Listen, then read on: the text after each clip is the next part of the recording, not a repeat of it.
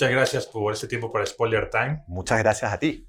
Nuestro medio es más de jóvenes que les gusta mucho las series, ¿no? Y ahora que vemos esta nueva propuesta de Netflix, que no es una serie, es una telenovela, ¿tú qué nos puedes decir de esta nueva perspectiva de las telenovelas? Cuando le dices a un joven, vamos a ver una telenovela, como que piensa en esas telenovelas viejas que pasaban hace muchos años, pero ¿cuál es la propuesta que ustedes traen ahora para las nuevas generaciones? Fíjate que yo tal vez difiero un poco en el tema de la telenovela.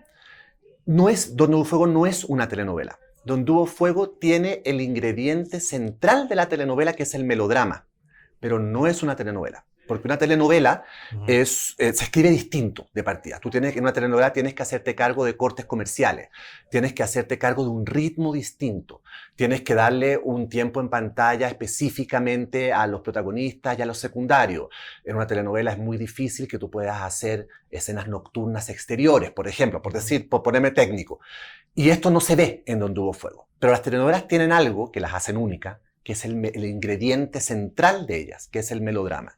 Y lo que yo hice fue sacar el melodrama clásico de las telenovelas, además en el cual México es pionero y maestro en el mundo, y con ese melodrama hice una serie larga, que no es una telenovela, pero que tampoco es una serie clásica. Es tal vez un nuevo formato, es un híbrido, no tengo muy claro qué es, pero para hacerle honor a tu audiencia, que son jóvenes, pues no le pongamos etiqueta, porque los jóvenes hay algo que tienen hoy en día es que no le ponen etiqueta a las cosas. Pero te podría decir de alguna manera que Donde hubo fuego tiene una estructura clásica, de serie clásica, pero tiene todo un recubrimiento y toda una piel y unos músculos de melodrama latinoamericano. Entonces, de pronto las audiencias podrán reconocer, audiencias a lo mejor latinoamericanas, podrán reconocer en Donde hubo fuego elementos clásicos de la telenovela y del melodrama, pero a lo mejor en otra parte del mundo, donde no están acostumbrados a la telenovela, van a poder reconocer elementos clásicos de la serie. Y eso a mí me parece una manera súper interesante de darle una vuelta de tuerca al melodrama. Sí, y es muy interesante. ¿Qué te inspiró a ti para escribir esta historia? A ver, yo siempre ando buscando historias que se sientan frescas, que se sientan nuevas, que se sienta algo que no se ha visto. Y ya no me acuerdo muy bien quién fue. Estoy tratando de acordarme, pero no me acuerdo. Hace 2 años, 3 años atrás, alguien me dijo que la definición de pasión era el incendio del alma. Que cuando el alma se incendia, aflora la pasión.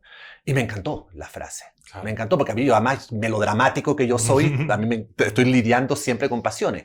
Entonces decidí cómo convierto este concepto abstracto, que es pasión, fuego, incendio, en algo concreto. Bueno, bombero, evidentemente. Y además me di cuenta que en Latinoamérica nunca se había hecho una historia de bomberos. No es fácil de hacer. Tienes que hacerte cargo de efectos especiales, exige una cantidad enorme de producción detrás. No es cuestión de llegar y meter a 10 actores a un edificio que se está quemando. Claro. Por lo tanto, tenía que llegar alguien como Netflix que se hiciera cargo de hacer algo tan complejo como esto. Así que bueno, se me cumplió el sueño. Pude por fin contar mi historia de pasión y de incendios y por otro lado pude hacerla de la mejor manera posible. Sí, vemos que también está centrada en México. No sé si tú tomaste en cuenta a México para escribir esta historia. Por supuesto. Yo viví muchos años en México. Yo soy chileno, pero viví muchísimos años en México. Y viví más de 10 años acá. Y a pesar de que ya no vivo en México, todo mi trabajo lo hago para México. Yo publico libros con editoriales en México. Cuando me piden que haga una serie, inevitablemente la sitúo en México porque me sale, porque de alguna manera es la sociedad tal vez que mejor conozco. Y no solamente me preparé para hacer una serie muy mexicana con respecto a la historia, sino que también conté con asesoría permanente de bomberos mexicanos, que a pesar de que es una realidad bastante parecida al resto de Latinoamérica, también tiene sus complejidades y sus especificaciones propias por el país. Porque México es un país de terremotos, por ejemplo, entonces los bomberos también se hacen cargo de eso, que a lo mejor en otros países no. En fin, hubo un trabajo de investigación de mi parte como escritor muy, muy, muy importante, pero centrado todo siempre en México. Claro, y vimos que todos los personajes y las historias hablan de muchos temas que en México son muy importantes, ¿no? Por ejemplo, ese tema de los periodistas que son atacados. Exactamente. El tema de la corrupción también son temas que en México están muy... la herida está abierta todavía, está sangrando. Y tú lo tomas de una forma pues que se tocan todos los temas, pero envuelto en un melodrama que está muy bien. Para ti, ¿qué significa esto para la audiencia? ¿Tú qué quieres que la audiencia tome estos otros temas que son, estos otros plots que hay en tu historia? Mira, hay un dicho que yo uso mucho, que es pinta tu aldea y serás universal. O sea, cuando tú escribes además un producto global como este, que va a ser visto y estrenado simultáneamente en 192 países, tu primer instinto es decir, bueno, voy a hacer una historia súper universal, voy a hacer una historia muy global, que todos los países puedan entenderla. Spoiler, esa historia no existe. Y si existe, debe ser aburridísima, porque no debe tener un sabor local. Claro. Yo decidí, para esta historia y para todas mis otras historias, ponerme súper localista. Entonces me puse a investigar, que no fue muy necesario, porque como te digo, yo tengo una tradición en México de muchísimos años, temas que yo sé que para la sociedad mexicana son importantes, que son piedras en el zapato, que son temas que a los mexicanos les gustaría resolver de alguna manera. Pero también, spoiler alert, esos temas son temas universales, porque en Chile también hay problemas de corrupción. Y en Chile también hay problemas de periodistas censurados, maniatados o muertos. Y en Pakistán también hay temas de ese tipo.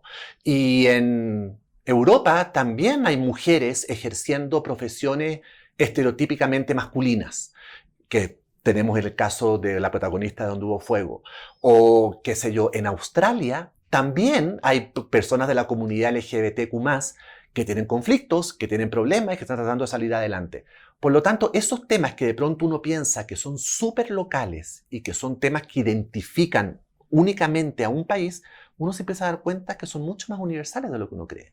Pero yo no estoy contando esos problemas de manera global, los estoy contando a la mexicana y los estoy contando desde México. Yo creo que eso es lo que hace valioso, además, que se haga así, porque le da un sabor.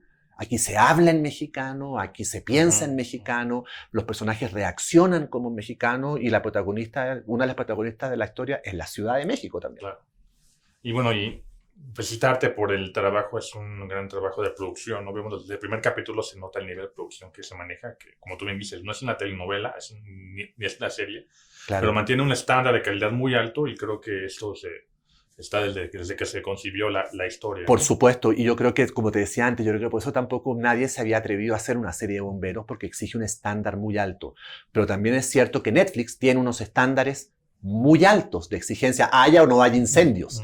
Y entonces uno tiene que subir la vara, obviamente. Y aquí los valores de producción son impresionantes. Y a mí personalmente no me había tocado nunca trabajar con una historia mía que exigiera tantos efectos especiales.